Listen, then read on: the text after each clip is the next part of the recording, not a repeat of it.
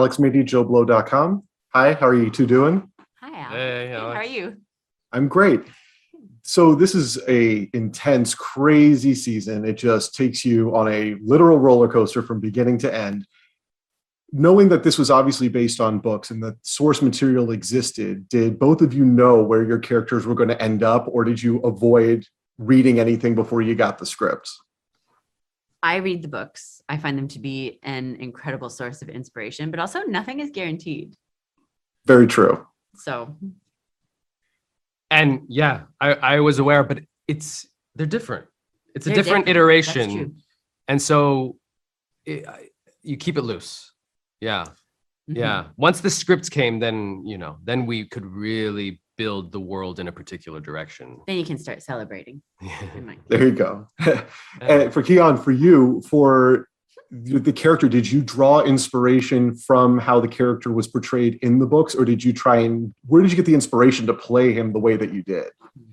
I mean, the books have such rich seeds that they've planted about his psychology and the type of person that he is archetypally. So I drew heavily from the books and then just ran with it. I mean, he is very complex psychologically, so that I took those seeds and ran with it to create his psychological architecture, and just to make sure that he never ended up being a stereotype in any way. Like I wanted there, for instance, to always be the emotional, traumatic, psychological underlayer for whatever that quality was that was so overt and so shocking and so larger than life that was apparent. There was always the underlying, less apparent soil that grew out of. And so yeah, I mean, I ran with it, and part of what I ran towards from those seeds that they had planted in those books was the state of the world and the narcissism that I feel is probably our main sickness as a society and as human beings, is this separation into unitary pods that believe we are each superior to others, and just like cancer cells take on their own mission and replicate to the detriment of others, we're doing something similar. And there's some of that symbolically in Marco too. So yeah, that's how I cooked that stew. And there's definitely moments where you're watching, even before in season 5, but especially here, where I'm seeing Marco and I'm thinking, this guy is evil, but at the same time, he's not entirely wrong, which makes his motivations more frightening, that you see what he's willing and not willing to sacrifice to get to his end goal. Mm-hmm. And anytime I watch anything, there's always that you always gravitate towards comparing performances or characters to other things that you've seen. And what I actually found unique this time in watching how you played Marco is that what I found was not who he reminded me of, but thinking, this is how I wish they had played Khan in Star Trek, because he absolutely would have won if that's how he was in those films. So phenomenal job. Really, I loved every moment of it. What a compliment. Thank you. Nice. Yeah, it's sometimes it could be taken the wrong way and somebody compares you to Khan, but in this case, definitely a positive. I got you. Now there's a lot of emotion in this show. There's a lot of stakes for everybody, positive and negative. But Cara, for you, your character can't really wear her emotions on her sleeve. Like, she keeps it all together. How do you do that? How do you maintain that composure when you're playing that character? Oh man, I had such great acting partners in Sam Salem and Vanessa Smythe this season. They just leave it all on the table. And I feel like because we had worked together the previous season and become very, very, very close, that whole Polly and Belter fam, like we all have like a very active group chat to this day. We all became quite close. Very naughty group chat. It's filthy and amazing. I am not on it. No. They kept you out. You don't get to have the fun. Yeah. So to have those guys to bounce off of, I mean, they just poured their hearts and souls into that. I think they're both so extraordinarily talented. So it kind of made my job easier, really, you know, it's always, I mean, it's such a fun thing to get to do when you have so much going on inside and you're not, you know, the character won't allow themselves to show it. It's like having your foot on the gas and the brake at the same time. I got to do a lot of that this season. It was very intense. It was very intense. And with this being the final season for a lot of these characters and for this story, did you feel that as you were filming? Did this feel like this was coming to an end? Or when you're watching it on screen, it feels so intense and so serious, and it's just throttling towards that conclusion. Was it that heavy behind the scenes as well, or was it a little lighter, more fun when you were making it? I mean, we always have a pretty good time working together. But it was interesting because actually Breck Eisner directed the first episode and the 6th episode, and we shot those as a block right off the top. So, oh, wow. Yeah. So we had shot the ending and got into the rest of it. But I mean, it was weird. We were shooting it during the depths of the pandemic. So we were, it was a very strange time. I mean, normally all of our writers and producers come to set and are very, very involved. And of course we connected, you know, on Zoom as everyone did across the world. But it was definitely a very different feeling this time. Yeah, it was hard, to be honest, hard to not have each other. We sort of had our little pod because we were all being tested, and thank God for that. We, you know, was very lucky. but there were definitely fewer hugs than previous seasons. Fewer like deep tongue kisses. Oh, not to say that there were none, but perhaps I would say maybe 40% less. I feel sorry that you all had to miss out on that as much as you were hoping for it. Thank you. I appreciate that. With everybody's really isolated. Obviously, you've got such a massive amount of space, literal space, that everybody is separated on in this show.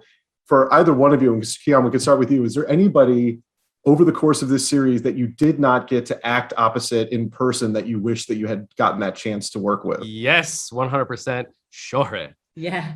I was rooting for a face-off between Avasarala and Marco. How amazing would that have been? That's the one thing I was hoping for that we didn't get. I was hoping so badly to see that. Can you imagine? I mean, I've known her, I've worked with her several times. We've known each other for years also, and we love each other very much. So that also would have been interesting to have that face-off, because there would have been those layers, but I would have loved to go toe-to-toe with Avasarala. Yeah. That would have been great. That would be good to watch. Yeah.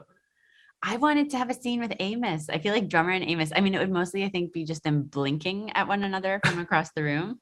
But I feel like it could have been cool. And, you know, it's funny that you mention Shora, because I'm going to talk to her shortly, but she makes profanity so classy, and I don't know how she does it, but every time she swears, I look forward to it when she swears, because it just comes across as so authoritative. Did you like have any interaction with her while the season was going on, while you were filming, even though you didn't share scenes with her? Did you like communicate? Does that happen at all? Just talking about the show or things like that? I mean, yeah, we hung out. We definitely had dance parties in her trailer, and we're in touch. We're all pretty tight. All very good Yeah, friends. and like I said, I've known her for a long time. So yeah, we're in touch, and as much as we were allowed to, we were in touch. We also still did our weekly read-through and rehearsals for each episode, which has been customary since the very beginning. We just did it on Zoom. So we had Zoom hangouts too. Mm-hmm. And they would always go way longer. Like we'd finish reading the script and then everyone would like stick around and just gaze lovingly into one another's faces for a good chunk of time after we were finished reading. True. Yeah. Yeah, I think we're all looking forward to doing that in person again very soon. Yeah. From being a genre show, being set in outer space, and you've got to spout all kinds of names and technological jargon that probably makes zero sense to half the people saying it and half the people writing it. Aside from that, what's the hardest thing about making a show like this? The spacesuits. The spacesuits are a walking nightmare. They're not like- comfortable at all? They're so extraordinarily uncomfortable. They're really, really heavy for starters. There's a little fan that is right here, so your visor won't fog up. They're rigged with lights and microphones that all of that goes into a backpack that you have to wear that is also extremely heavy. And because of this fan, you can't hear anything outside of it, so you have earpieces in. So someone standing right in front of your face has to speak into a microphone for you to be able to hear them. You can't just like talk to a person. So you're like in this weird little thing, and then you're like in 0G, and you're like your lines, the scene, the context, the stakes. It's like so technically demanding. It's incredible. I feel like everyone on this show is just super, super hardcore and just goes for it. And it's quite incredible, really. The thing that I liked as a challenge was code switching. That's what I liked. Like I love doing accents, dialect, but to have multiple, the way that I added like something to play with Marco was that he would speak differently to different people. That's a big part of his awareness is of the psychology of the humans standing before him in order to be the master manipulator of their specific psychology. And so the way he would speak, the tone, the accent, the code switching on the whole was different. And I've never done that before. And that's cool. I mean, and this called for it, and that was really fun. And something else that you brought to the character that I have to call out is obviously the passage of time between the last season and this season. We can see that people have different hairstyles. We have people that are dressed slightly differently. Your facial hair was an achievement on its own in this season, that it was something, I obviously am not in the same place, but it was like a character unto itself. It was very impressive. How much of that was your decision versus them saying, this is what we need you to look like? This is a question for Cara, right? Rude. Just kidding. I mean, I've always been pretty precocious. Maybe Marco and I have that in common. My friend can attest to that. Yeah. And so I was definitely involved in all those conversations. I was definitely initiating those conversations about, like, because let's talk about my facial hair. Hey, Narain, can we talk about my follicles again? Yeah, meanwhile, he's like Keon. I'm running a whole show. Yeah, there's other characters in this show. Yeah, Keon. we got to talk about Cara's mustache first. But for someone like him, and luckily our amazing hair and makeup team were on the same page with me, for someone like him who sees himself as so larger than life and who has that meticulous precision about perception, about psychology, of course, this human being would be very, very specific in how he handles himself physically. Not to mention his vanity, but he is very specific at what moments his hair is up, down, whatever. And this is something that's in the books, is that he took all of that into account as a part of his power. And so, yeah, I was definitely involved in that. Every single choice was conscious and intentional and was meant to reflect his psychological state and what he was trying to accomplish at the time.